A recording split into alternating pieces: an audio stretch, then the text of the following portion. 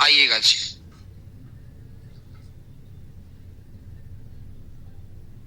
Question number 52 से start करना है हमको।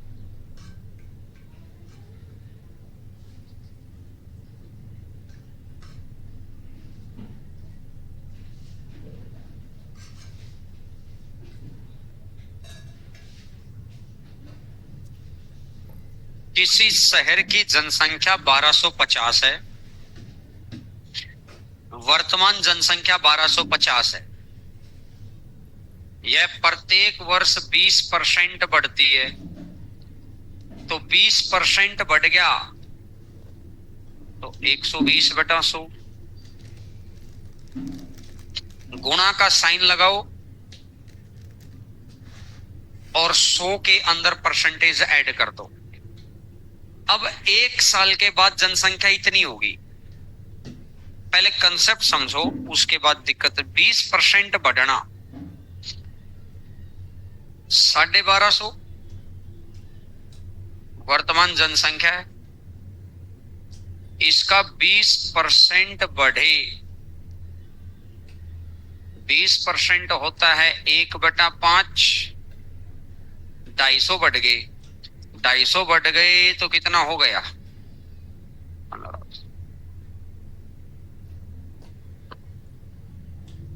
अब अगली बार बढ़ेगा या घटेगा, कुछ भी होगा, वो 1500 पर होगा। अगली बार कह रहे फिर 20% बढ़ाए, तो इसका 20% 300 तो 1800। अगली बार बढ़ेगा या घटेगा, फिर 20%।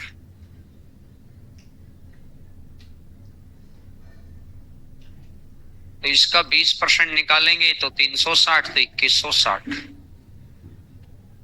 अब ये एक फाइनल आंसर आ गया। अब कंसेप्ट सीखने वाली ये बात है, जब कभी भी पॉपुलेशन का क्वेश्चन आता है तो एक संख्या है 1250, 20% बढ़कर हो गई 1500, तो यहां से पॉइंट यहां पहुंच गया 1500।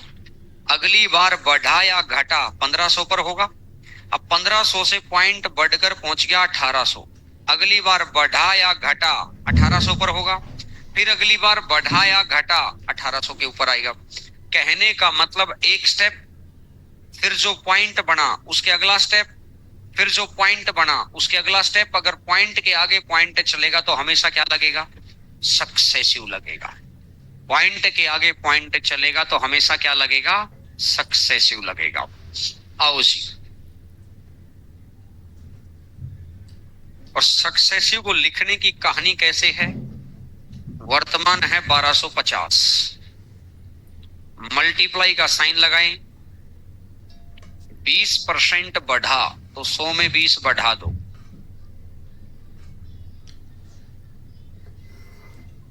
फिर ये 1 साल हो गया, फिर एक बार मल्टीप्लाई का साइन लगाएं, फिर 20% बढ़ा।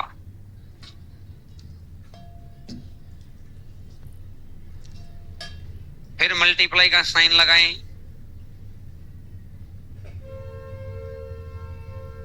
20 से 6 बार, 20 से 5 बार, 20 से 6 बार,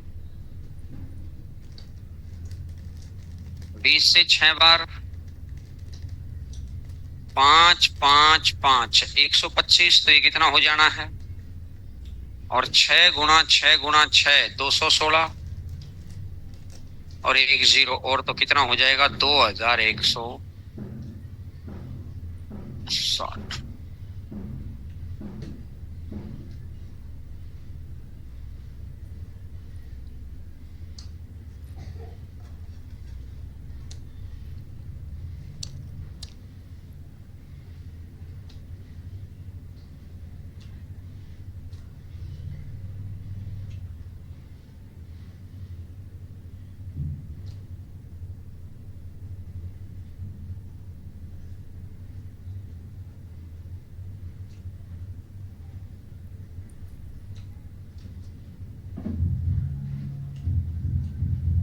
एक तरीका तो ये है इस बात को लिखने का। इसी बात को लिखने का दूसरा तरीका क्या है, दोनों तरीके आपको आने चाहिए। एक तो ये मल्टीप्लाई वाला साइन लगाकर, कि मल्टीप्लाई का साइन लगाएं, प्रेजेंट परसेंट लिखते चले जाएं। दूसरा तरीका क्या है, 20%, 1/5। अगर 5 तो 1 बढ़कर, दूसरी बार फिर लिखो 5 से 1 बढ़कर, क्योंकि वही 20% है। तीसरी बार फिर 20% है, तो 5 से 1 बढ़कर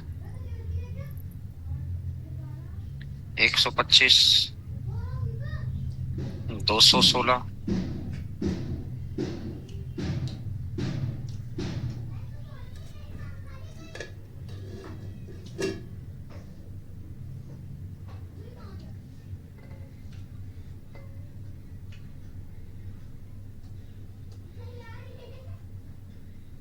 नोट करिएगा इसी बात को।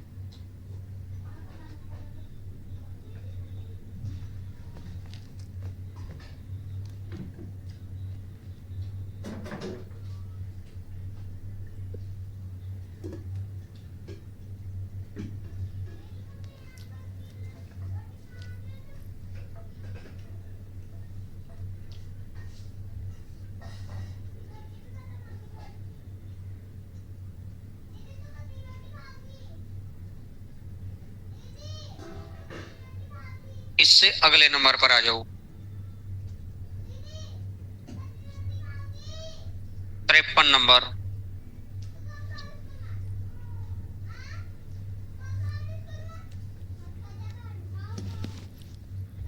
किसी शहर की जनसंख्या प्रथम वर्ष 16 से 2/3 बढ़ गई, दूसरे साल इतनी बढ़ गई, तीसरे साल इतनी घट गई, 3 वर्ष बाद इतनी है, तो वर्तमान बताओ। मैंने मान लिया वर्तमान जनसंख्या x है, 16 से 2/3 बढ़ गई, तो 116 से 2/3/100। इसने कहा अगले साल 37.5 बढ़ गई, 137 से 1/2/100। अगले साल 57 से 1/7 घट गई बटा 100 इज इक्वल टू 187, 132। अगर देखो मल्टीप्लाई वाला मेथड लिखते तो ऐसे लिखते, मल्टीप्लाई का साइन लगाएंगे और जैसी वो डिमांड कर रहा है वैसे ही करते। अब मुझे बताओ इसकी कटिंग वटिंग मुश्किल होगी कि नहीं होगी? तो इसलिए हमको दिक्कत ना आए, इसके लिए अपन ने क्या किया,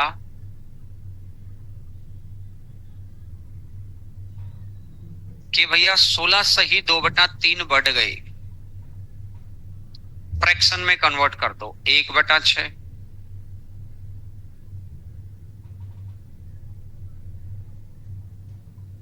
साढ़े 37, 3/8।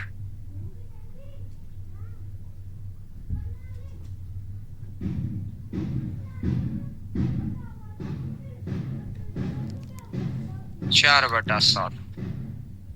अगर नीचे वाली वैल्यू तो लेनी ही लेनी है 6, तो 1 बढ़कर 8, तो 3 बढ़कर 7, तो 4 घटकर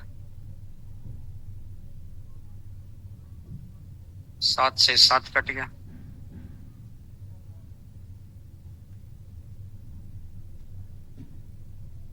अगर वर्तमान जनसंख्या 16 है तो काटा पीटी मचा मचूकर कितनी बच गई?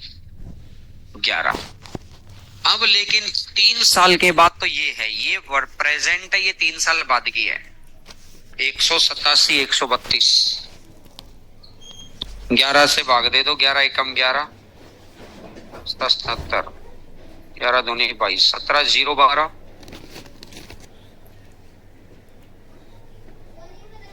16 दूनी 32, बचेगा 3, 16 और 3 19, 16 7 112, 16 11 27।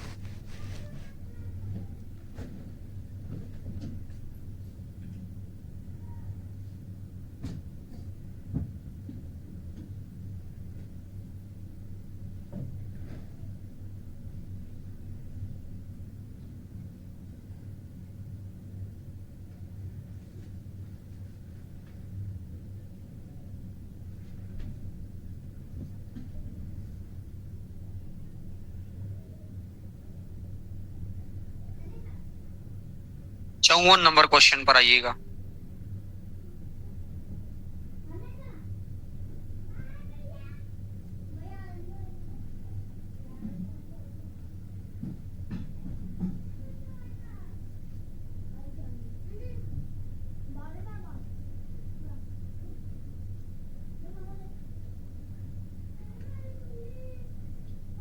एक विद्यालय में 10% छात्र बढ़ते हैं, दूसरे साल 10% घटते हैं। यह क्रम चलता रहता है। 2000 में छात्रों की संख्या में वृद्धि हुई है, तो 2003 में क्या होगा? 2000 से 2001 10% बढ़ेंगे। 2001 से 2002 10% घटेंगे। 2002 से 2003 10% बढ़ेंगे। 10% होता है 1/10। 1/10, 1/10। 2000 से 2003 3 साल की कहानी चल रही है। जब भी फ्रैक्शन को रेशियो में लिखना है तो नीचे वाली वैल्यू तो लेनी ही लेनी है 10। 1 बढ़ाकर 10, तो 1 घटाकर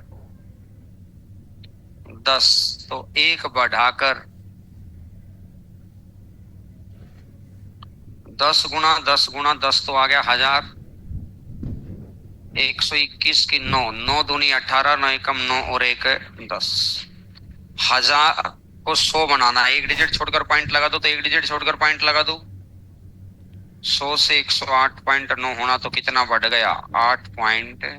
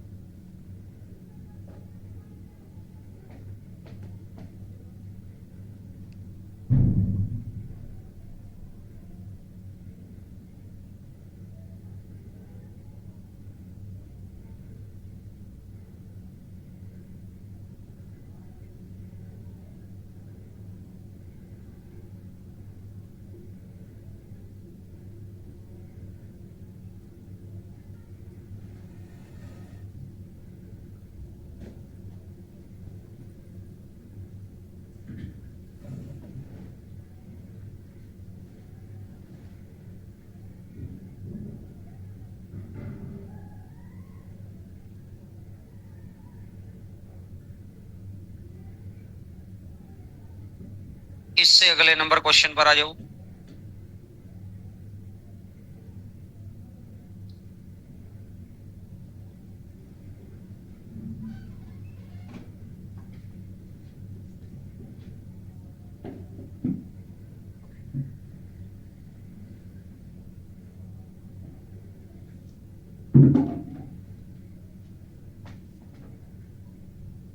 पिछले साल किसी शहर की जनसंख्या x थी। पिछले साल, जैसे मैं कह दूं 2024 में x थी। अगले साल यह जनसंख्या यानी 2026 में y हो जाएगी। पिछले साल ये संख्या x थी और अगले साल ये संख्या y हो जाएगी।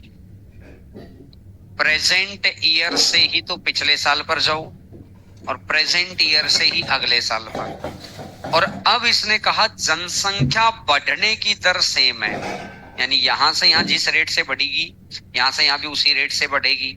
तो भाई ये बताओ इसकी वैल्यू कितनी है, प्रेजेंट की वैल्यू कितनी है? तो प्रेजेंट की वैल्यू हमें जब भी निकालनी हो, प्रेजेंट की वैल्यू पिछले की अगले से गुणा करके अंडर रूट निकाल दो, पिछले की अगले से गुणा करके रूट निकाल दो, क्या आ जाएगा? ऐसा क्यों हुआ अभी बात करेंगे। जब कभी भी ऐसा दे रखा हो, सीआई वाला ही तो फंडा है, सीआई तो कराया था, रेट सेम है, पिछले साल का इंटरेस्ट अगले साल का इंटरेस्ट बीच वाले का इंटरेस्ट लास्ट में आके कराया तो था। पहला ही क्वेश्चन यही तो है, वहां पे बताया तो था। ऐसे समझ लो ना कि एक संख्या 100 है, इसने कहा जी 10% बढ़ गया 110, इसने कहा जी 10% फिर बढ़ गया 121। अब ये मिडल वाली संख्या निकालनी है। अगर मैं इसको छुपा लूं और ये मिडल वाली संख्या निकालूं तो पिछले की अगले से गुणा करके अंडर रूट निकाल दो। 100 का रूट 10, 121 का रूट और 11 गुणा 10। समझ आ रही मेरी बात? तो जब कभी भी ऐसा हो, पिछले साल की संख्या दे रखी है, अगले साल की संख्या दे रखी है और रेट सेम है और मिडल वाली वैल्यू पूछी है, तो मल्टीप्लाई करके रूट निकाल दो। आओ जी, इससे अगला नंबर क्वेश्चन। एक स्कूल की संख्या एकांतर वर्ष में 15% बढ़ती है और घटती है। एक कांतर अल्टरनेट, टाइम एंड वर्क से अल्टरनेट को तो जानते ही हो आप। तो इसने कहा 2012 में बढ़ी है, तो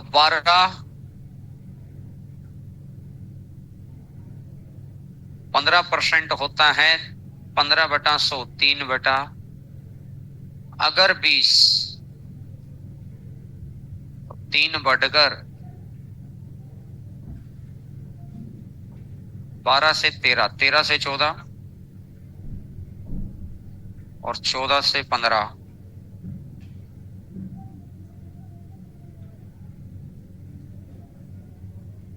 8,529। 17 निम्मा 153, बचेगा 15, 34 और 15 49, बचेगा 4, 85, 4 है 89। तो 8,000 से 8,993 होना, तो 993 बढ़ गया है कितने पर?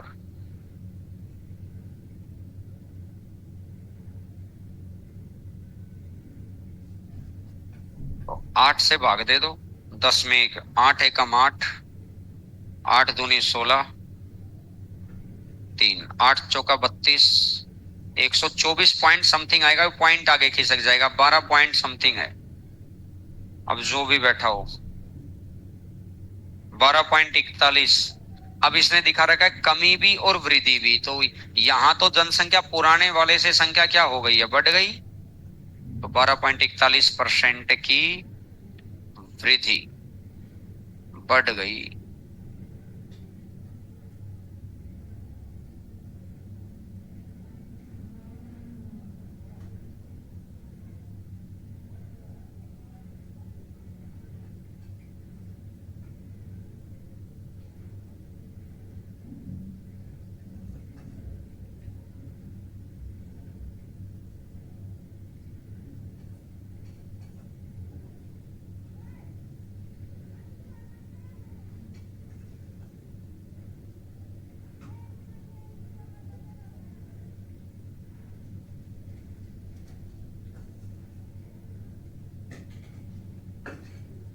पहले मैं 58वां क्वेश्चन कराता हूं, फिर 57वां कराता हूं, या चलो पहले 57 ही कर लो, कोई दिक्कत नहीं।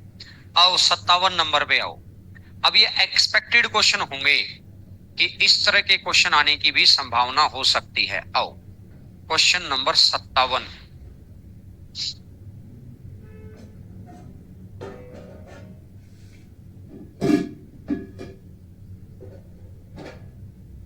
इसने कहा शहर बी की जनसंख्या शहर ए से 56.25% अधिक, 56 सही 1/4%, 9/16, यानी शहर ए की जनसंख्या अगर 16 है तो 16 से 9 ज्यादा।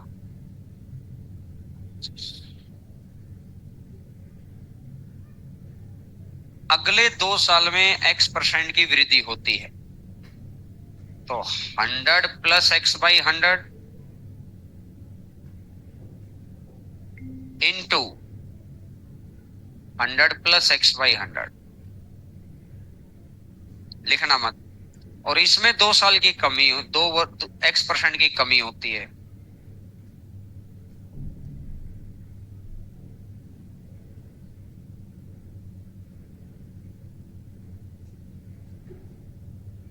सौ कैंसिल। इजी कैलकुलेशन के लिए, मुश्किल कैलकुलेशन करनी तो गुणा कर लो। फॉर इजी कैलकुलेशन, चीजें दो दो बार दिखाई दे रही हैं, तो जो ऑपरेशन आप इधर लगा सकते हैं वही ऑपरेशन आप इधर लगा लो, स्क्वायर रूट निकाल दो। 4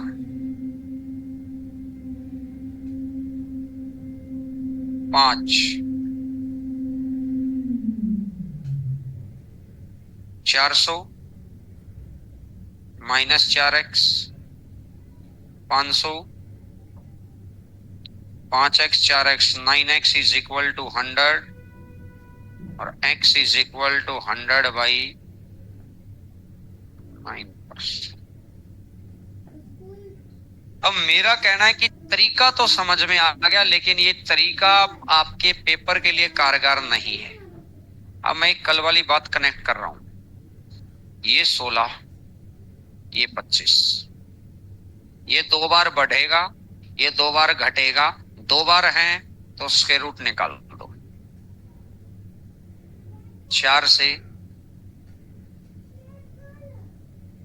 एक बार बढ़ा और एक बार घटा, एक में जोड़ो और एक में घटाओ, और अगर दोनों बराबर हो रहे हो, कल वाला ही तो केस है, याद आया? आना चाहिए, पहली क्लास में करवाया था परसों। एक बार माइनस और एक बार, और जब भी परसेंटेज बनाना है तो ऊपर माइनस नीचे प्लस, तो 100/9% लिख दो या 11.11% लिख दो।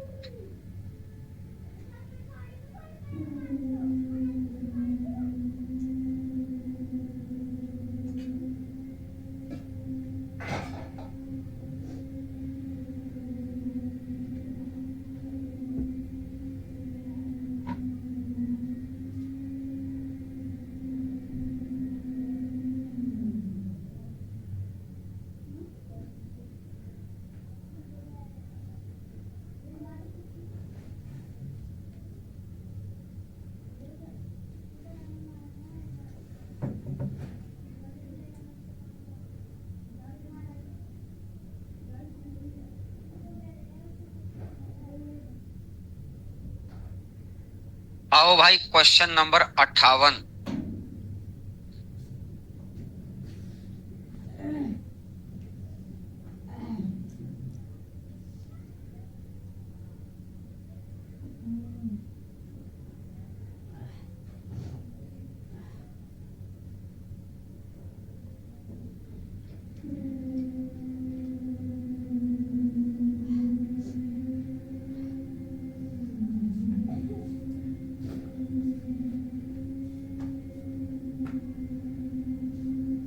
आ गया आंसर?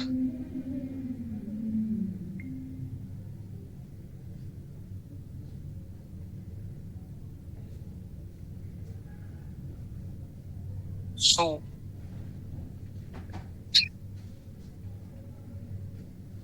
से 300 ज्यादा, 2 बार बढ़ाना है,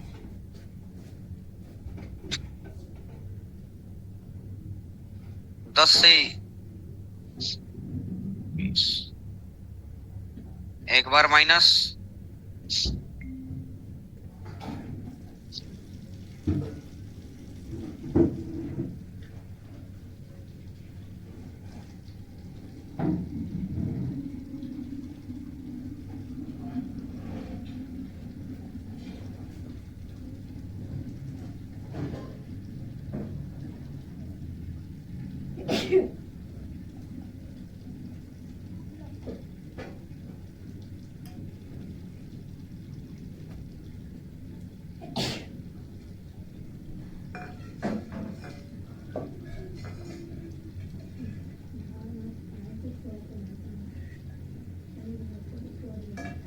आओ जी।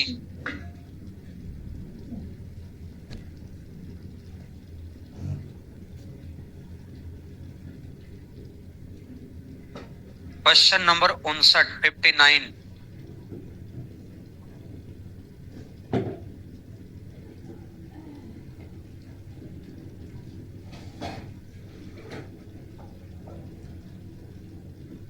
किसी पुस्तकालय में 20% पुस्तकें हिंदी में है, बड़ा ध्यान से समझना, लिखना मत कोई भी बच्चा। मैंने मान लिया टोटल किताबें 100, 20% हिंदी में, तो बची कितनी? 80 का 50%, बची हुई का 50%, तो बची कितनी? बचे हुए का 30%, तो बची कितनी? अगर टोटल 100 है तो गया 20, तो बचा 80, गया 40 तो बचा 40, गया 12 तो बचा 28।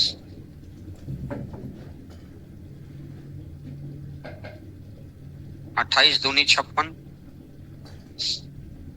7, 28 दूनी 56, 28 पंजा 225 गुना, तो इसका भी 225 गुना। अब मैं आपसे एक बात जानना चाह रहा हूं, पहले जो हिंदी की किताबें निकली हैं वो कहां से निकली थी? 100 में से। अगली बार जो इंग्लिश की बुक्स निकली हैं वो कहां से निकली है? अगली बार जो फ्रेंच की किताबें निकली वो कहां से निकली? पहले एक स्टेप 100 पे से, फिर अगला जो निकला वो 80 में से, फिर उससे अगला जो निकला वो 40 में से, फिर उससे आगे जो कंपेयर हुआ 28 में से। एक स्टेप के आगे स्टेप चल रहा है, यानी पिछले पॉइंट को छोड़ते जा रहे हैं, आगे आगे काम करते जा रहे हैं, पिछले पॉइंट को छोड़ रहे हूं, आगे आगे आगे आगे काम बढ़ता जा रहा हो। पहला 100 पर, फिर आगे 80 पर, फिर आगे, फिर 100 से 80 पहुंच गए, फिर अगला काम 80 पर हो गया, 80 से 40 पहुंच गए, फिर अगला काम 40 पे हो गया, 40 से 28 पहुंच गया, अगला काम 28 पे हो गया। अगर इस तरीके से व्यवस्था चल रही है तो इसी प्रोसेस का नाम है सक्सेसिव। तो सक्सेसिव को लिखने का सबसे बढ़िया तरीका क्या है? एक्स, मल्टीप्लाई का साइन लगाओ। इसने कहा 20% हिंदी में है, ठीक है भाई। आगे कहा शेष का, रिमेनिंग का, यानी अगली वाली किताबें निकालने के लिए हमें रिमेनिंग चाहिए, तो एक्स का कितना परसेंट बच गया यहां?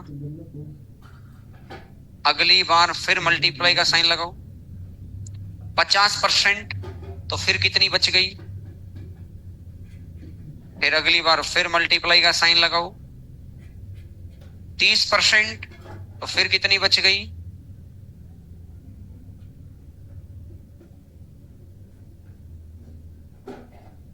इज इक्वल टू कितना है भाई? कितनी बची हुई है?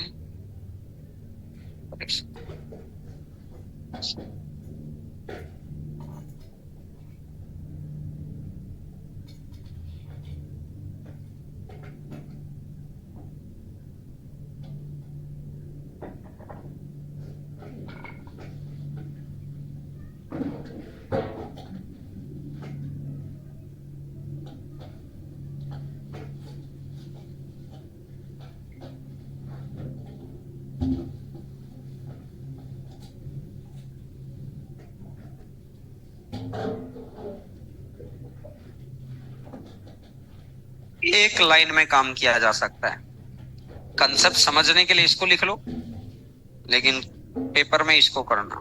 रिमेनिंग, जैसे पॉपुलेशन में तो जनसंख्या बढ़ रही थी तो 100 में ऐड कर रहे थे, इस बार वो 20% किताबें निकल गई, तो बचने के लिए, कहने का मतलब 20% किताब घट गई एक बैग में से।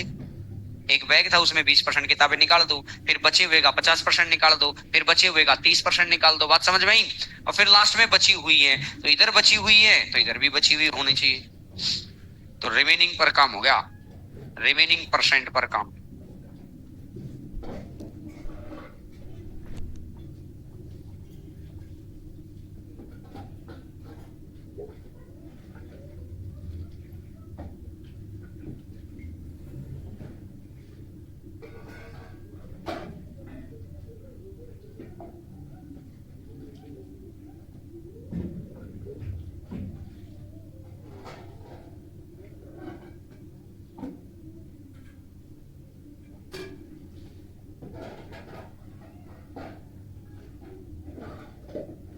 इससे अगले नंबर क्वेश्चन पर आइएगा।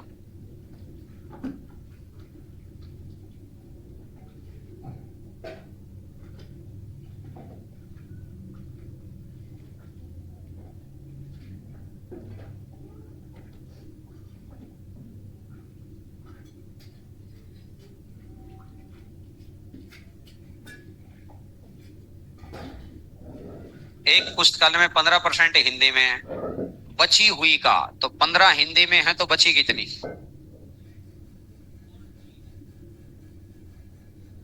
अगली बार कह रहा है कि 55% अंग्रेजी में है तो बची कितनी? आगे कह रहा है कि भैया 35% फ्रेंच में है तो बची कितनी?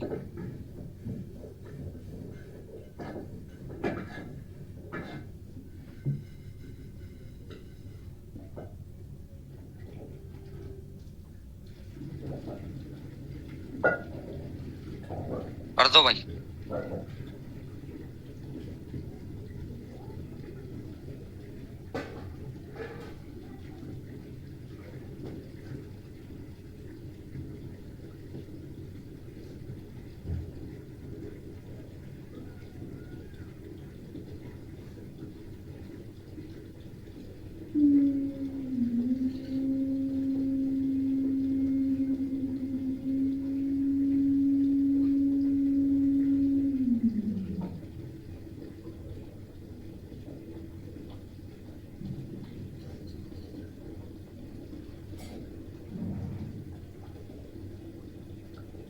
क्लियर होगी मेरी बात? इससे अगले नंबर पर आ जाओ।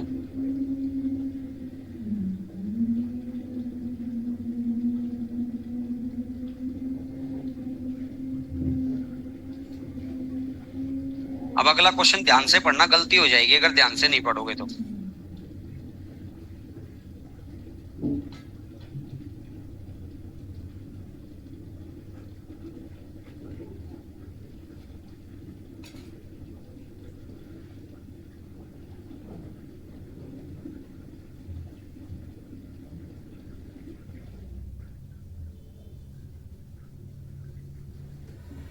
भीम अपनी आय का 20% भोजन पर खर्च करता है और 15% बच्चों की शिक्षा पर। तो 20% और 15% के बीच में रिमेनिंग है क्या? यानी एक किस्म से अगर मैं इनकम 100 मानूंगा, कंसेप्ट क्लियर करने की जरूरत है। 20% भी यहीं से निकलेगा, 15 भी यहीं से निकलेगा। अगली लाइन में लिखा है शेष का, रिमेनिंग का 100 में से 35 गया तो बचा कितना? रिमेनिंग का 40 और 30। मेरी बात समझ आ रही है? जब दो परसेंटेज के बीच में रिमेनिंग है तो मल्टीप्लाई का निशान लगते रहो, रिमेनिंग लिखते रहो, मल्टीप्लाई का निशान लगाते रहो, रिमेनिंग लिखते रहो। लेकिन इस बार इसने क्या खेल खेला कि बच्चा कंसेप्ट क्लियर करके आया कि रट के आया है। जो रट के आएगा वो तो क्या लिखेगा, x का 80 और x का 85। हो गया गलत क्वेश्चन, क्योंकि ये 15% है, ये रिमेनिंग में से थोड़ी निकला था।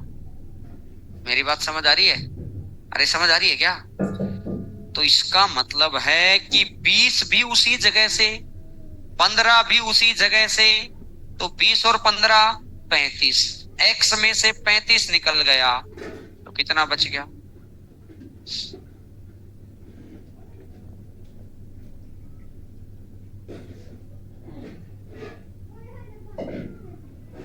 आगे कह रहा है 40% मनोरंजन पर और 30% दवाई पर। क्या 30% शेष में से निकला है? वो 40 के साथ ही निकला है, क्योंकि 40 और 30 के बीच में रिमेनिंग है ही नहीं। तो जहां से 40 निकल रहा है वहीं से 30 निकल रहा है, तो टोटल कितना हो गया? 70। तो बचा कितना? बचा कितना? इज इक्वल टू 8 7 7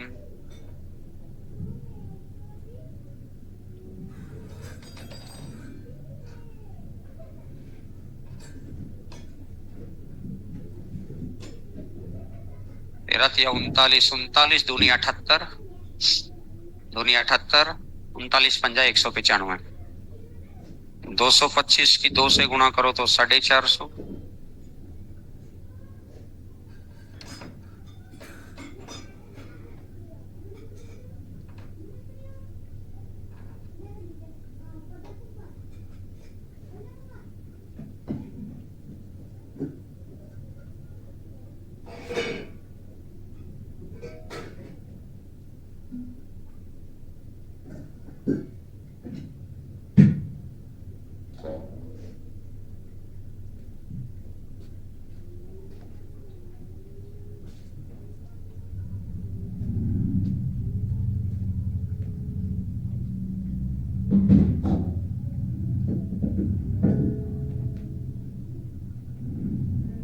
जाओ अगला 62 नंबर।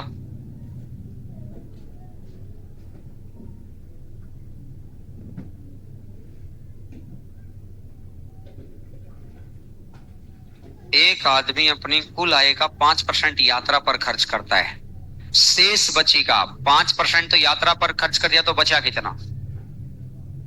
अगली बार कह रहा है रिमेनिंग का 20% भोजन पर, 20 भोजन पर खर्च कर दिया, तो बचा कितना? 80। और फिर ये जितने भी पैसे बच गए, इसमें से 120 रुपए दान कर देता है। इतने रुपए में से 120 रुपए दान कर दिया, यानी इसमें से 120 रुपए और घटा दो।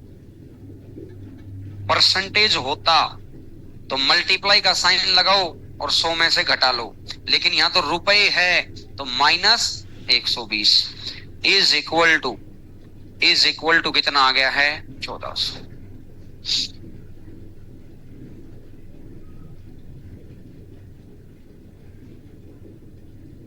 इसको इधर ले जाओ, 1520 4 बार, 5 बार, 19 बार, तो x का 76/100 तो 1520, तो इनकम आ जाएगी 2000। नोट करो इसी बात को।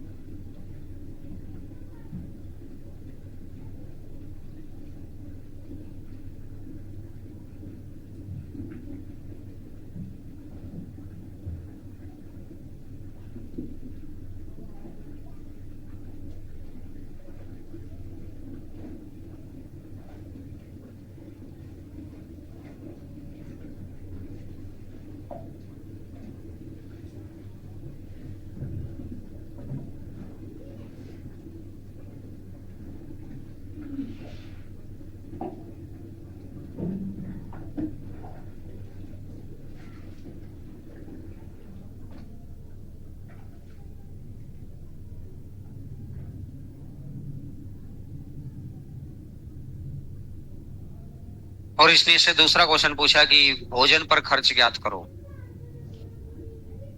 तो भोजन पर कैसे निकालेंगे? इसने कहा 2000 का 5% तो खर्च हो गया यहां पर, तो बचा कितना? 1900। और 1900 का 20% होगा भोजन पर,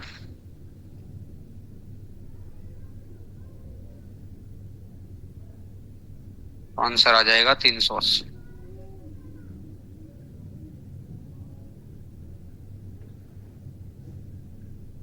बीच में किसी संख्या का निकालना होगा, तो इस तरीके से निकालेंगे।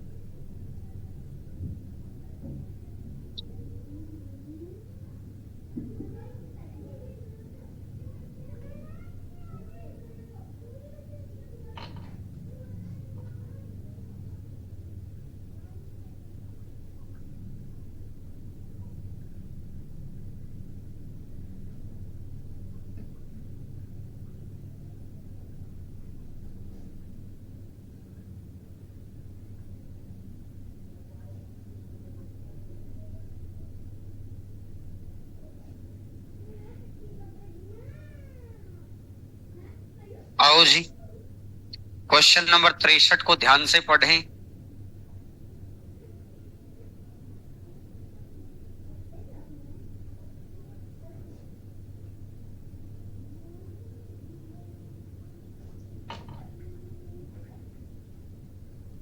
सुमित अपनी आय का 50% खेलों पर खर्च करता है, शेष का, तो x में से 50 खर्च हो गए, तो बचे कितने? 50। शेष का 50% यात्रा पर, 25% मनोरंजन पर और 10% खेलों पर। कुछ समझ आया? 50, 25 और 10 के बीच में रिमेनिंग है, तो इनको इकट्ठा कर लो। 50 और 25 75 और 10 85, 85 खर्च हो गया। 85 खर्च हो गया, तो बचा कितना? इक्वल टू का मतलब ये होता है कि जो इधर है वही उधर होना चाहिए। इधर अगर रिमेनिंग है तो उधर भी रिमेनिंग लिखो।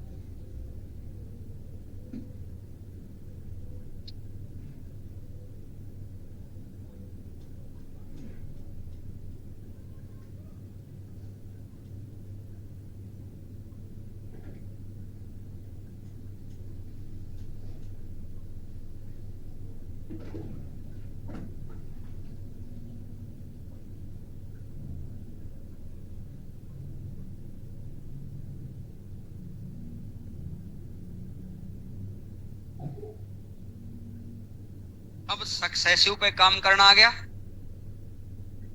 आइएगा 64 नंबर।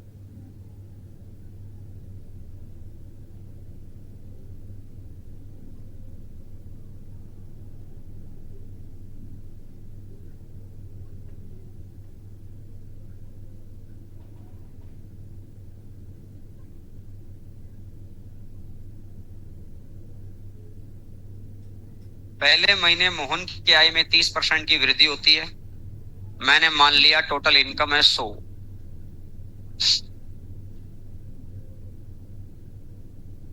पहले महीने 30 बढ़ गया 130,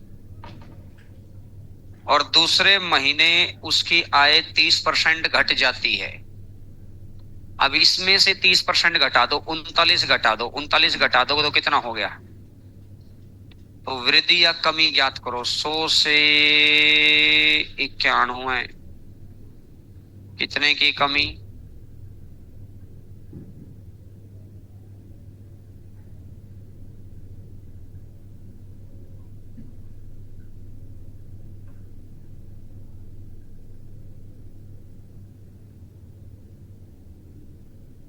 बोलो भैया, बात क्लियर है क्या?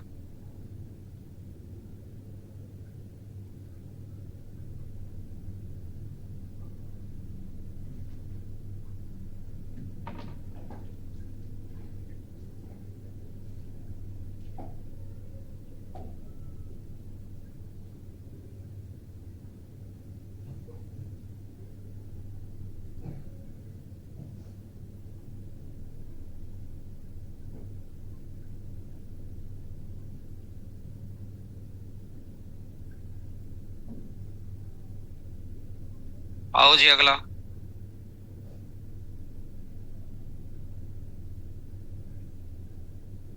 ये कह रहा है कि 30% की दो क्रमिक वृद्धि, 30% की दो क्रमिक वृद्धि, देखो ऐसे भी कर सकते हैं। 100 से पहले 30 बढ़ा 130, फिर 30 बढ़ा तो 13, 10% होता है 13, 13 तिया 39, 39 बढ़ गया तो 169।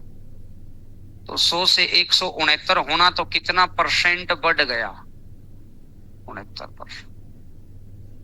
100 से 169 होना तो कितना परसेंट बढ़ गया? और ये कह रहा है दो क्रमिक कमी, तो 100 में से 30 गया तो कितना आया? 70। 70 का फिर 30% 21 तो कितना आया? तो 100 में से 49 बच गया तो कितना कम हो गया? 51 कम हो गया। 51 कम हो गया। तो ये कह रहा है कि इससे कितना अधिक है? 51 से कितना? 9 और 9 18 ज्यादा है। 51 में से प्रतिशत के लिए कर दो गुणा में।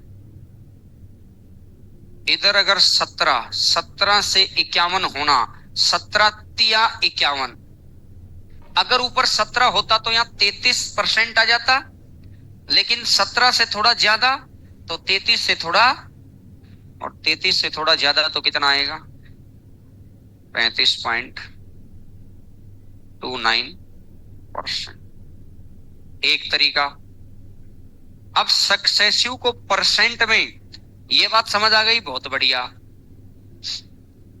सक्सेसिव को परसेंट में बनाने का तरीका क्या है मेरे भाई? ये है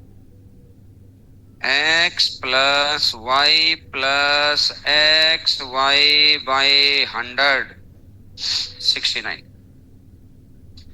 x घटेगा ना, -30 और माइनस माइनस 30 गुणा 30 बटा 100, माइनस का 60 प्लस 9 तो 51। वो कमी आई है, बस वो माइनस साइन रिप्रेजेंट ये कर रहा है कि भाई वो कमी आई है।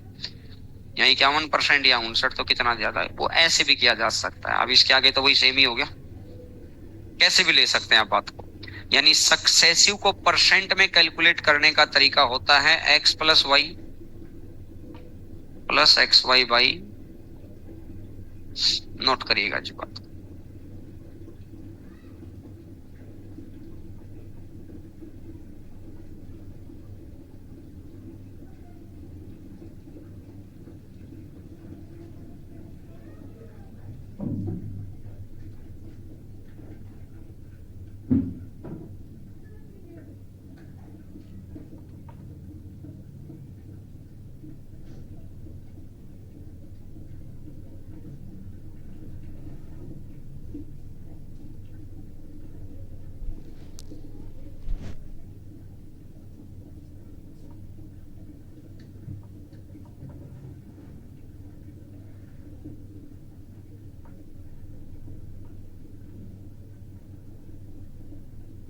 हो गया भैया?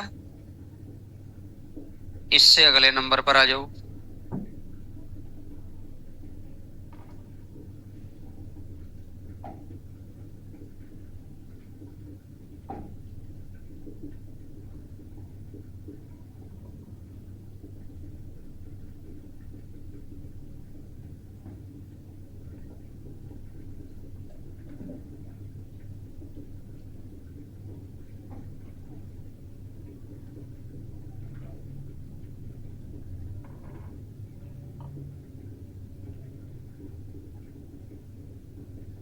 एक व्यक्ति अपनी आय का 25% दैनिक उपयोग की वस्तुओं पर खर्च करता है। इसके अतिरिक्त शेष का टोटल इनकम एक्स है, 25% तो खर्च कर दिया, तो बचा कितना? 18% खर्च कर दिया, तो बचा कितना?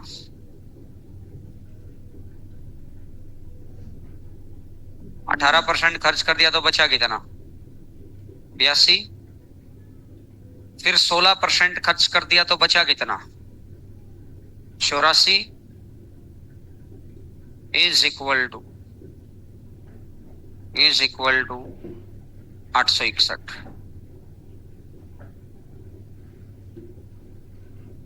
टोटल इनकम कितनी है?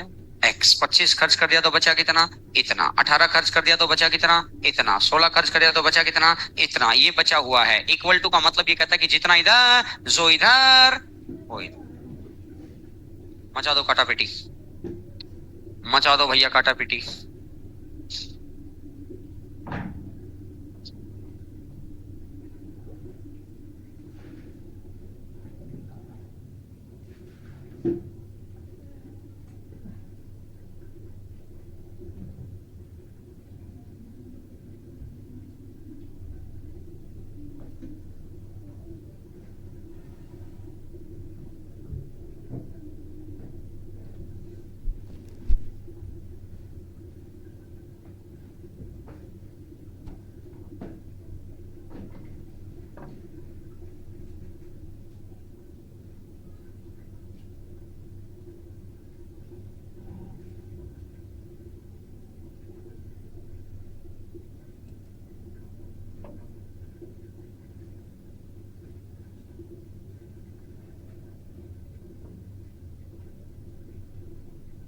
अगला क्वेश्चन लैंग्वेज का क्वेश्चन है, करके देखो।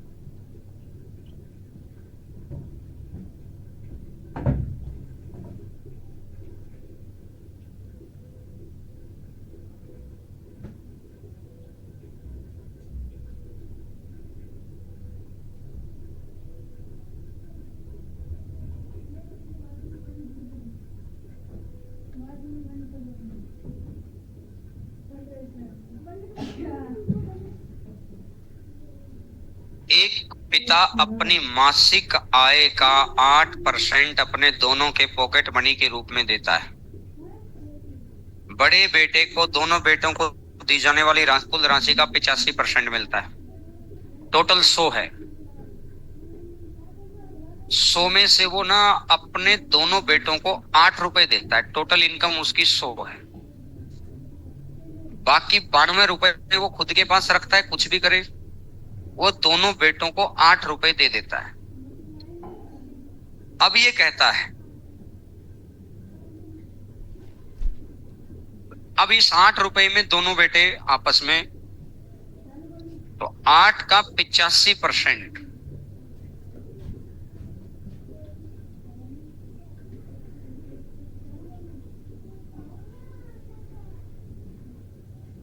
₹6.80 तो बड़े बेटे को दे देता है और छोटे बेटे को दे देता है। बाकी पैसा जो भी बच गया 20.20। और बड़ा बेटा अपनी राशि का 90% खर्च कर देता है। अगर ये 90% खर्च कर देगा, और इसके आगे क्या लिखा है देखना,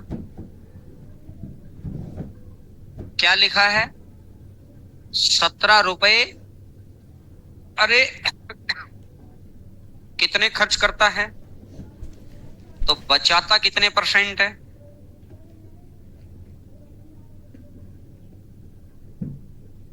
तो 10% है। तो एक डिजिट और आगे कर दो, 0.68। 6.8 लिख लो, जीरो तो हट ही जाती, एक डिजिट और आगे आ जाएगा 0.68। 0.68 की वैल्यू क्वेश्चन ने कितनी दे रखी है, 17। तो एक की वैल्यू, एक की वैल्यू और पिता की मासिक इनकम 100 किलो। पॉइंट हटाया, 17 से काटेगा, 4 से काटेगा,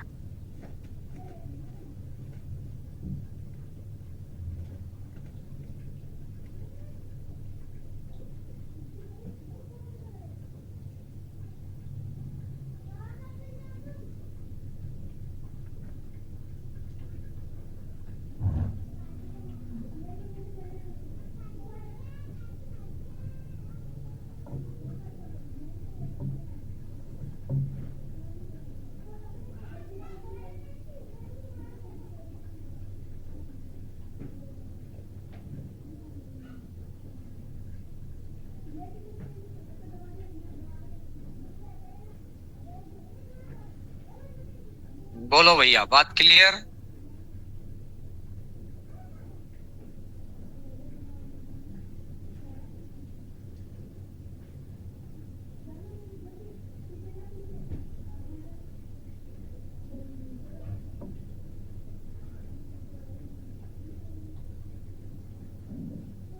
अड़सठ नंबर क्वेश्चन पर आएंगे।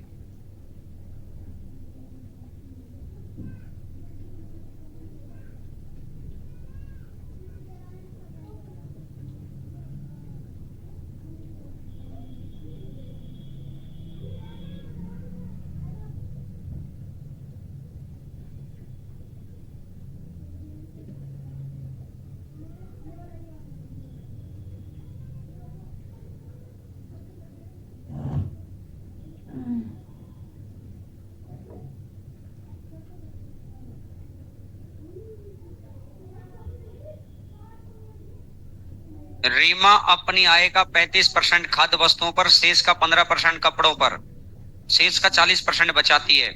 तो कितने रुपए बचाती है, 27,500 का। इसने कहा 35% खाद्य वस्तुओं पर खर्च करते हैं, तो बचाया कितना,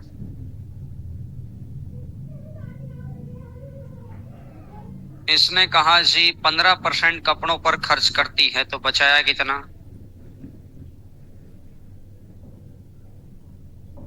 और इसने कहा अब जितना भी बच गया, इस बचे का कितना परसेंट बचाती है, 40%। बच्चा गलती क्या करेगा, यहाँ क्या लिख लेगा कि उसको आदत पड़ी हुई है ना कि जो वहां वैल्यू देख रहा है उसको 100 में से माइनस करके लिखता है। इस बार उसने जानबूझकर कहा 40% बचाती है, खर्च करने वाला दिया ही नहीं। पेपर का आया हुआ क्वेश्चन है और बच्चा क्या लिखता है यहाँ पर, आप में से कुछ ने लिखा भी होगा और बाहर आकर बस वही करता है कि और आता तो था भाई। छोटी सी गलती है, छोटी छोटी बातें तो अलग करवा देती है। वो दो चार क्वेश्चन में छोटी छोटी कहानी 10-12 नंबर इधर उधर। क्या समझ में आ गया वो 40 क्यों लिखा है? आगे तो काटा पिट्ठी है भैया। 2, 17, 4, 11, 2 से 2, 17 पंजा 85, बचेगा 8, 17 छिका 102 और 8 110, 11 पंजा 55, 11 कम 11, 11 और 1 12, बचा कितना 2।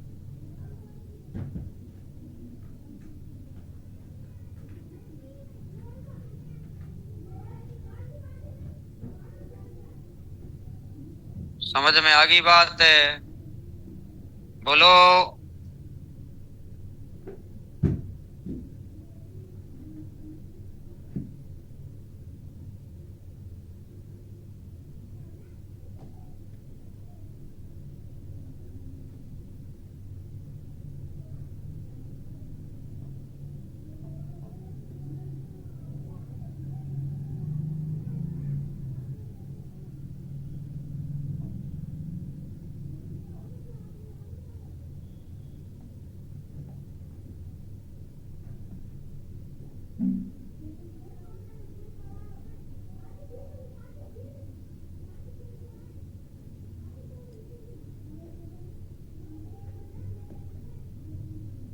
आओ जी, टाइप नंबर 7।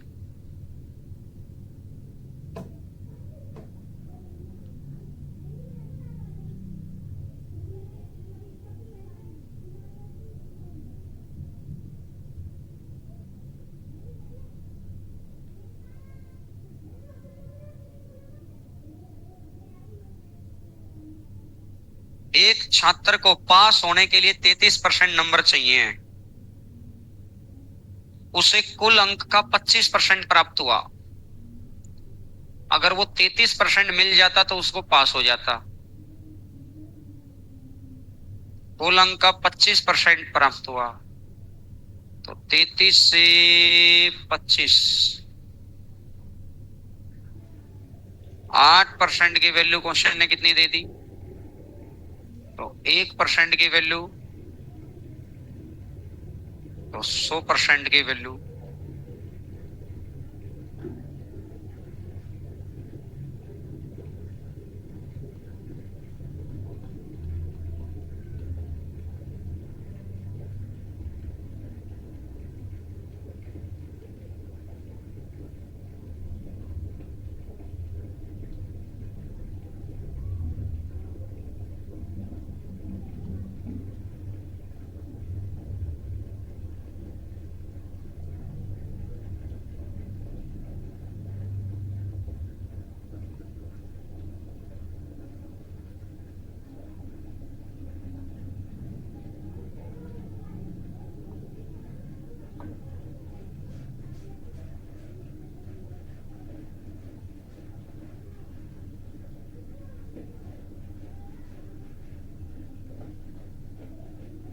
आओ जी, इससे अगला।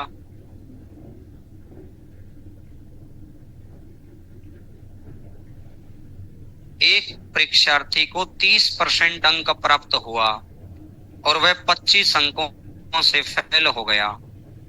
उस परीक्षा में दूसरे को 40% अंक प्राप्त हुआ और वह 25 अंक ज्यादा प्राप्त हुआ, अधिक मिलते हैं। देखो जी, मैं ऐसा मानता हूं, एक बार समझने के लिए, पासिंग मार्क्स 100 हैं, लिखना मत, समझा रहा हूं। एक बच्चे को ना, एक बच्चा 25 नंबर से फेल हो गया, यानी उसको 75 नंबर मिले।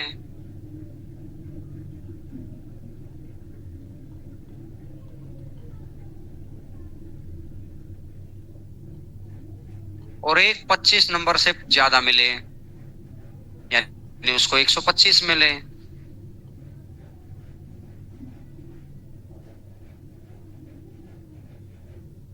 तो यहाँ कितना परसेंट है? 40। और यहाँ कितना परसेंट है? 30। तो 40 में से 30 गया तो गैप कितना आया? यहाँ के परसेंट में, यहाँ के परसेंट में गैप कितना है? यहाँ के नंबर में और यहाँ के नंबर में गैप कितना है? 10% की वैल्यू कितनी आ गई? तो 1% की वैल्यू कितनी आ गई? 10% की वैल्यू 50, तो 1% की वैल्यू, और 1% की वैल्यू 5, तो फिर भैया 100%।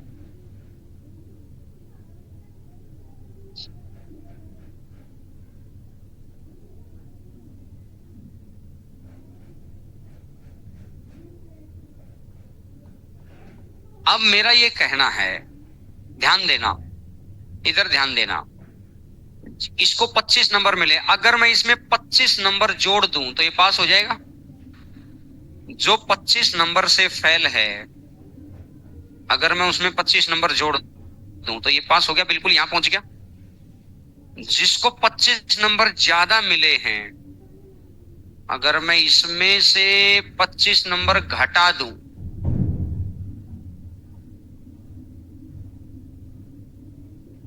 ये भी बराबर आ जाएगा। भाई इधर से भी जोड़ते ही 100 पहुंच गया, इधर से घटाते ही 100 पहुंच गया।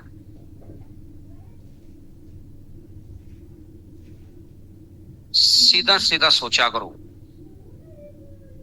एक बच्चे को 30% अंक प्राप्त हुआ और वह 25 नंबर से फेल, तो अगर मैं उसको 25 दे दूंगा तो पास हो गया। बोलो हाँ है ना? एक बच्चे को 40% नंबर प्राप्त हुआ और यह 25 अंकों से पास, उसके पास 25 ज्यादा है, तो इसमें से 25 माइनस करते ही ये भी पास हो गया। इसमें 25 जोड़ा तो पास, उसमें 25 घटा दिया। जिसके पास ज्यादा है उसमें से कम कर दो, जिसके पास कम है उसमें ज्यादा कर दो। अल्टीमेट दोनों कंडीशन को इक्वेट कर दो। बात समझ आ रही है? 40 में से 30 गया तो, और 25 10 की वैल्यू 50, तो 1 की वैल्यू 100 की वैल्यू। एक बार तो नोट करो इस बात।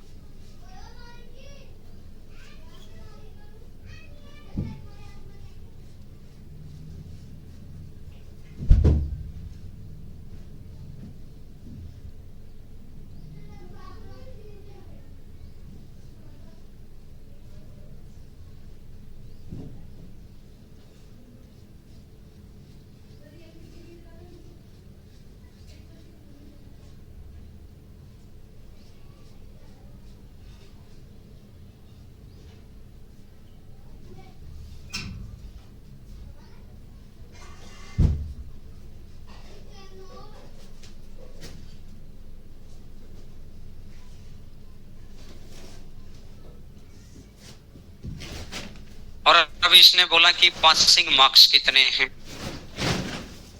500।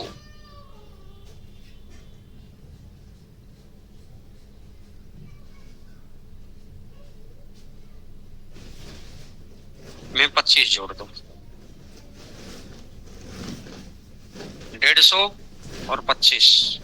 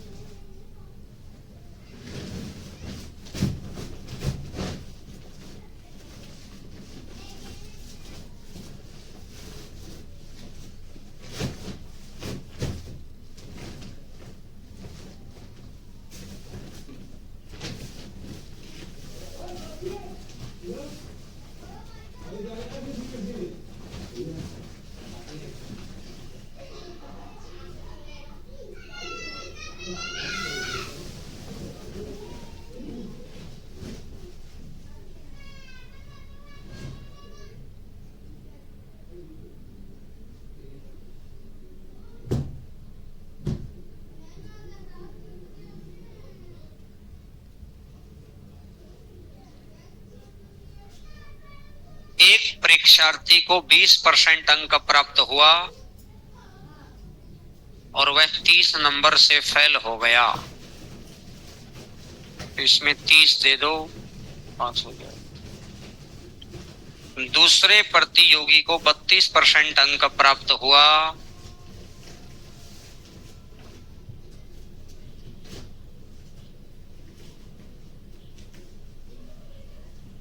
तो 32 है, 20 है, उधर जाएगा तो 12।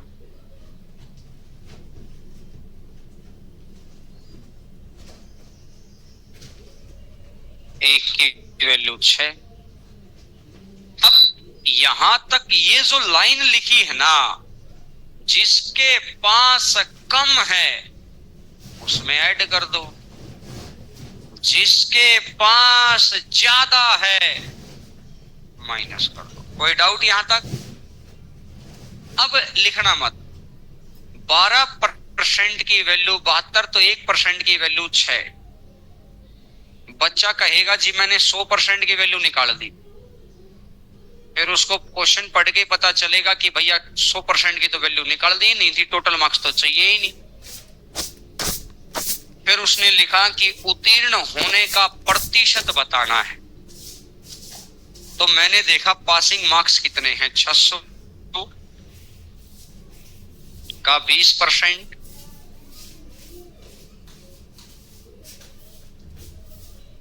120 और 30 तो टोटल कितना, 150 नंबर है टोटल कितने में से,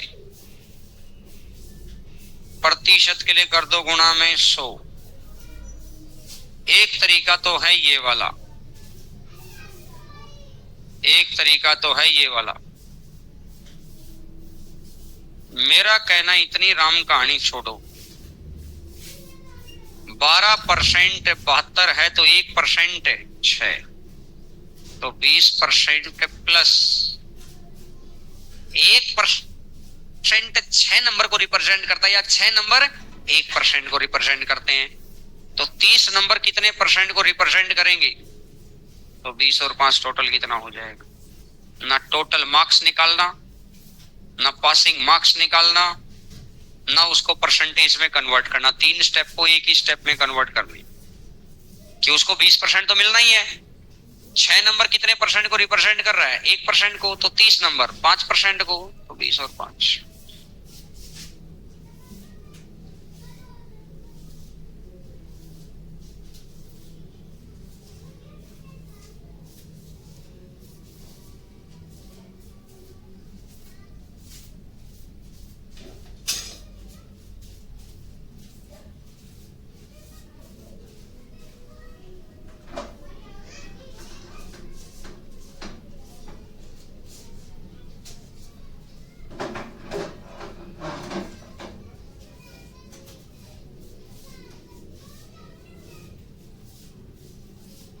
इससे अगले नंबर क्वेश्चन पर आओ, 72 नंबर पर।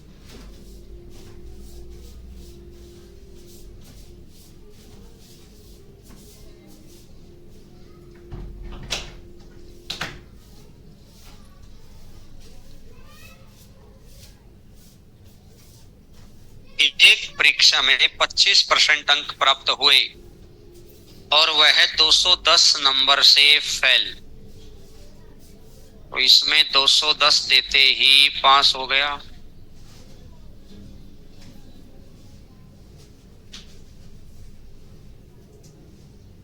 पचपन % अंक प्राप्त होते हैं,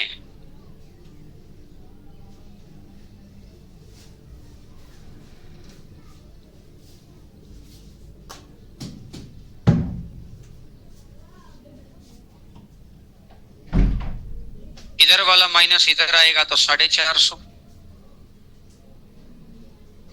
55 में से 25 गया तो 30, तो 1% की वैल्यू 15, या 15 नंबर 1% को,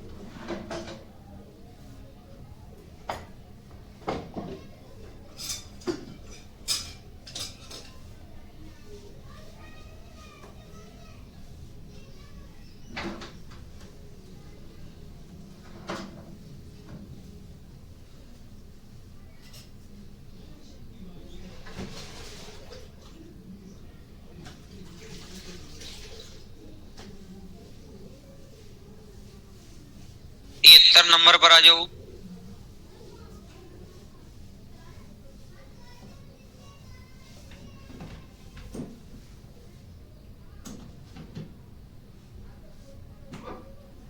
किसी परीक्षार्थी में एक अभ्यर्थी को x% अंक प्राप्त हुए और वह ए अंकों से फेल हो गया। जो जितने नंबर से फेल है ना उसको पास करा दो।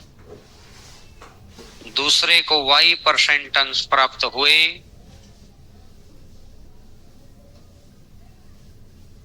y माइनस एक्स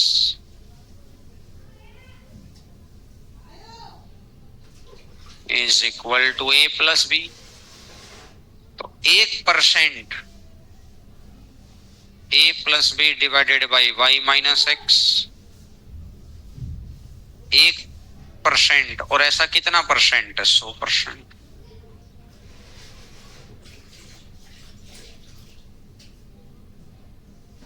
सिर्फ ये एक्स वाई के फॉर्म में है और कुछ है ही नहीं क्वेश्चन में।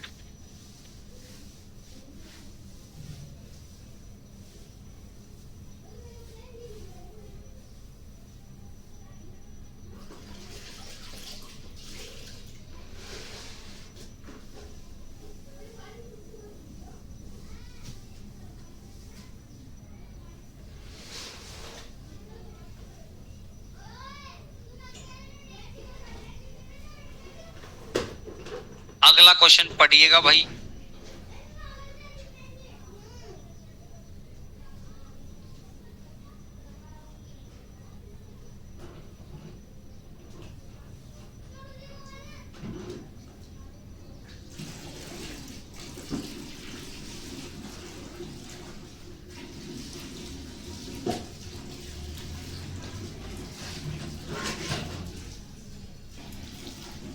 दो विद्यार्थी एक परीक्षा में शामिल होते हैं। एक छात्र को दूसरे से 9 अंक अधिक मिलते हैं। उसके अंक दोनों के अंकों के योग का 56% है। मेरे भाई आप ऐसे समझ लो, परसेंटेज में आप ऐसे भी कर सकते हैं। मैंने मान लिया कि टोटल नंबर 100 हैं, तो इसने कहा दोनों बच्चों के टोटल नंबर 100 हैं, तो एक बच्चे को कितना मिलता है? 56। तो दूसरे को कितना मिलेगा? 100 माइनस 56।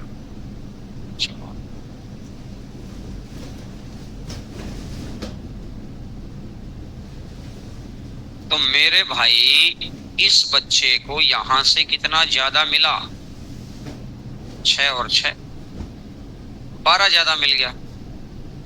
लेकिन एग्जामिनर ने कितना दे रखा है? 12 की वैल्यू 9, तो 1 की वैल्यू भाग दे दो। 9/12, 3/6। अगर ये 3/4 है तो इसने कहा दोनों बच्चों के नंबर बोलो, तो पहले बच्चे के नंबर आएंगे 56 का 3/4, 4 से 14, 14 तिया 42। दूसरे बच्चे के नंबर आएंगे 44 का 4 से 11, 11 तिया 33।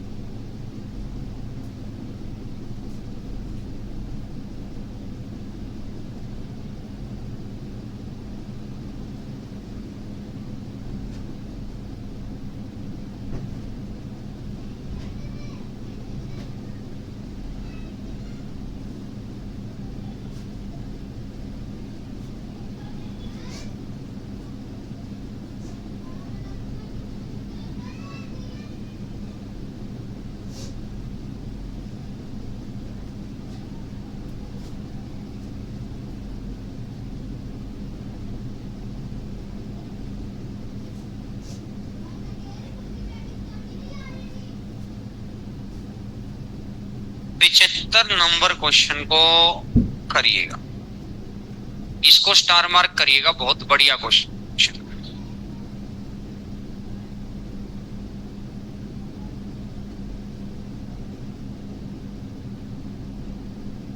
एक परीक्षा में एक छात्र को 30% अंक प्राप्त हुए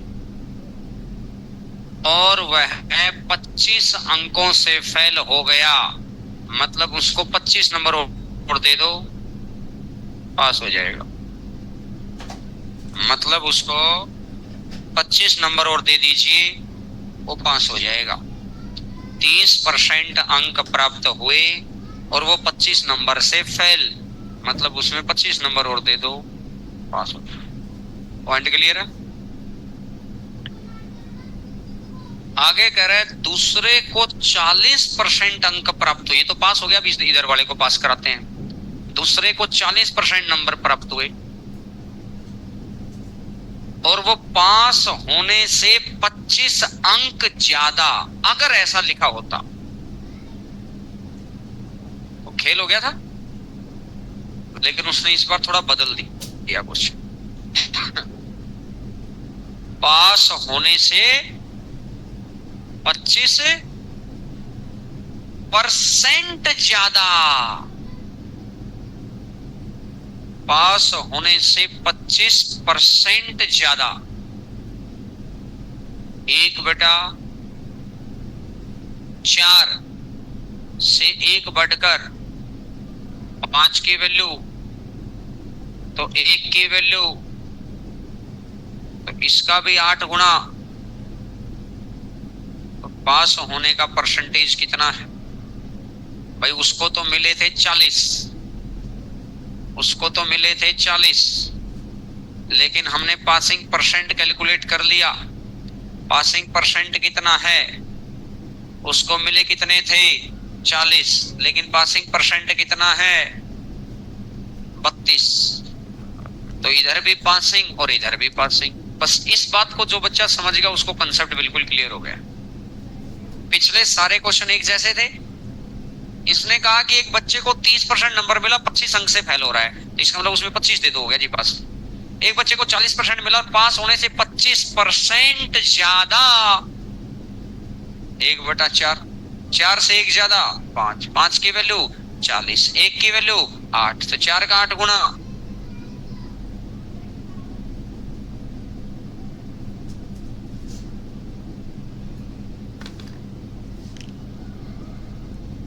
सो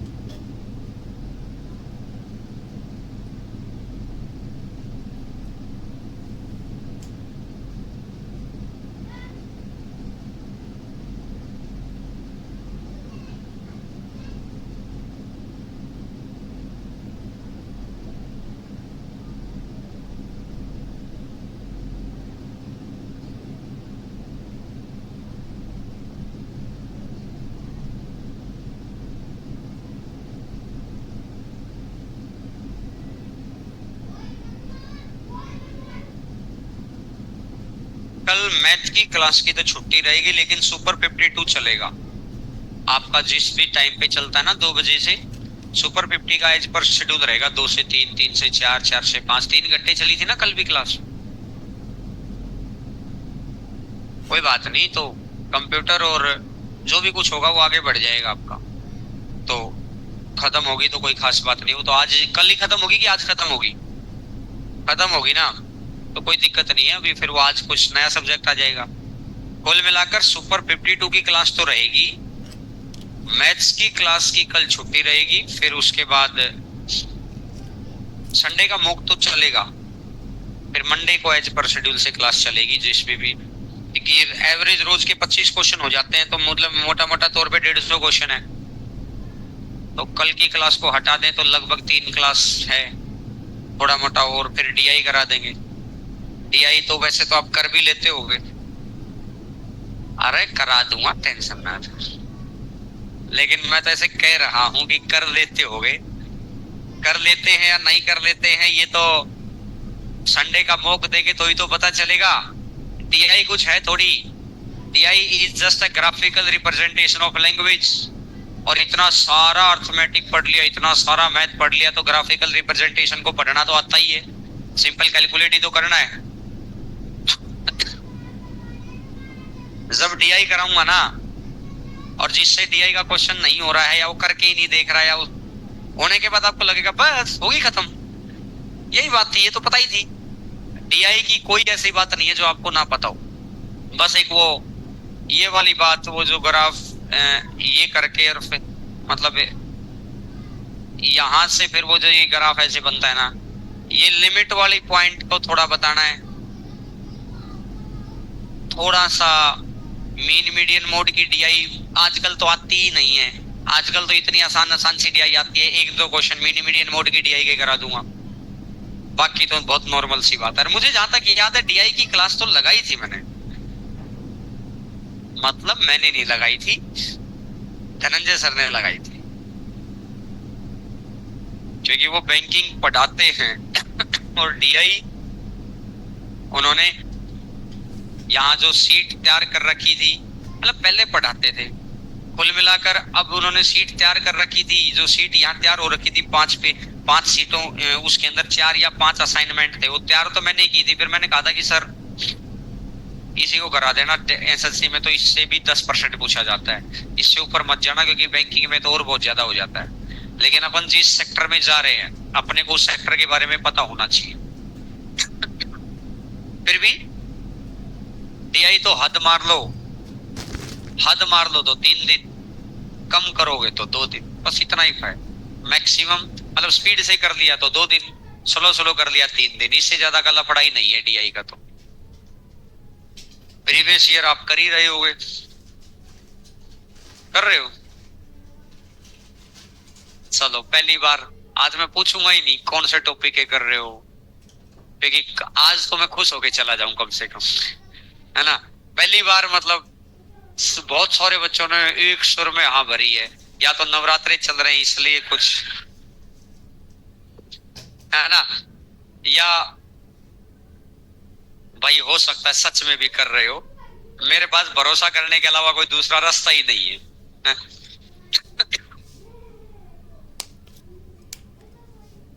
अगले वीक फेलिसिटेशन प्रोग्राम करेंगे, और आप पक्का इनवाइटेड रहोगे क्या, या डेट मंडे को बता देंगे, या तो फ्राइडे का या सैटरडे को, बस इनमें ही कंफ्यूजन है। वो अवेलेबिलिटी देखें, अवेलेबिलिटी देखेंगे ना उसकी, ऑडिटोरियम की, तो वैसे तो मिल ही जाएगा, फ्राइडे सैटरडे में से ही देख लेंगे किसी भी दिन। भंडारा रामनवमी पे इतने भंडारे कहीं भी चला जा भाई,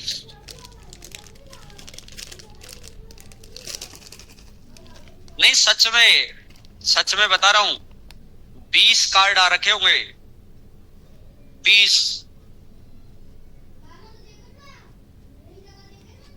अरे कार्ड की जरूरत थोड़ी तुमको, तुमको तो एड्रेस चाहिए।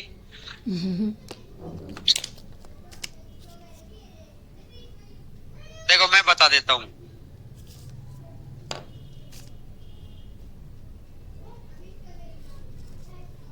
ना ना ना ना ना, टेलीग्राम वेलीग्राम नहीं कर रहा, ढक्कन बोला टेलीग्राम पे। अरे मेरा नाम ले देना ऐसे, जब भंडारा लगा तो पकड़े गए ना कोई क्या, नो कहा भाई दूसरों को खिलाने के लिए तो भेजा है। अरे तो भंडारा ही है। देखो भाई,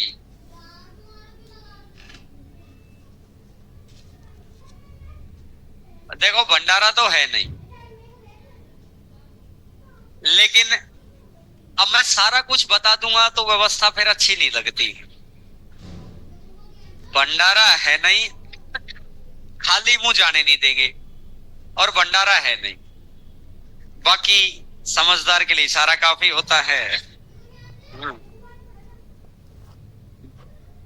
भंडारा मतलब खाने 5 रुपए की चीज के लिए इतना लालच हो रखा है। नहीं नहीं है।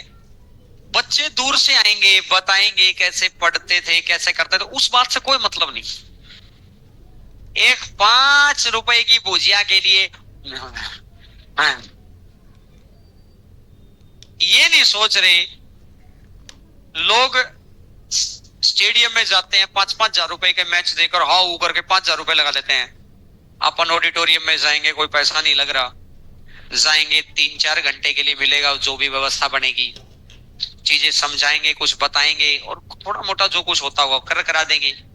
फिर भी मैंने कहा कि भंडारे की लालसा 7 जून को खत्म करना अपनी। और कितनी, एक डोली ले लेना, डोली 7 जून को 10 बार खा लेना। लेकिन अब आप कहेंगे सर 7 जून तक तो हम रहेंगे ही नहीं। ना ना, आप जयपुर में तो हो ना, हैं? जयपुर में क्योंकि पेपर आ जाएंगे भाई, सीजीएल का पेपर आ जाएगा, पेपर तो दोगे, सीएचएसएल का फॉर्म तो भरोगे। इसका बात का कतई मतलब ये मत निकालना कि आपका बैच खत्म, आपकी एंट्री खत्म ना। आप एंट्री में अभी तक में भी बहुत सारे बच्चों के बैच खत्म हो चुके, वो क्या मन नहीं आने तक आ रहे हैं ना। जब यही नहीं रोका, भंडारा तो भैया खाने वाला तो भगवान का रूप है। मैं मैं टेलीग्राम चैनल पर पोस्टर डलवा दूंगा, डेट भी बता दी, बस वेन्यू ही तो बताना उस दिन, डेट भी बता दूंगा। और अगर किसी को मेन्यू में भी कुछ हिस्सेदारी चाहिए तो भाई डेट तो 7 जून है फिक्स, सैटरडे। टाइमिंग सिर्फ खाना खाना है तो 11:30-12 बजे आ जाना। थोड़ा गाना मतलब डांस डूंस भी करना है, घंटा पहले आ जाना। थोड़ा डांस भी करना है, थोड़ा देख भी लेंगे कि भाई क्या कुछ व्यवस्था सी है, घंटा पहले और आ जाना। सारी व्यवस्था रहेगी। आप भी आना, आपकी पीजी में जितने रहते हैं उस दिन, और मैं मजाक नहीं कर रहा हूं, मैं ईमानदारी से इनवाइट कर रहा हूं भाई। आपकी पीजी वाले को बोल देना, चाहे मेरे से फोन पे बात करा देना, मैं कह दूंगा कि भाई उस दिन पीजी में खाना नहीं है, सारे बच्चे विद पीजी का स्टाफ इनवाइटेड। समझ रहे हैं मेरी बात को? आपके कॉलेज फ्रेंड, आपके आगे बढ़ने वाले फ्रेंड, आपको लगता है कि फ्रेंड बन सकता है, उसको भी ले आना है, जैसा आपका मन करे। क्योंकि क्योंकि देखो, बाकी बच्चे तो रहेंगे, नए बच्चे डालेंगे सारी व्यवस्था को, आपके हाथों में तो बागडोर रहेगी।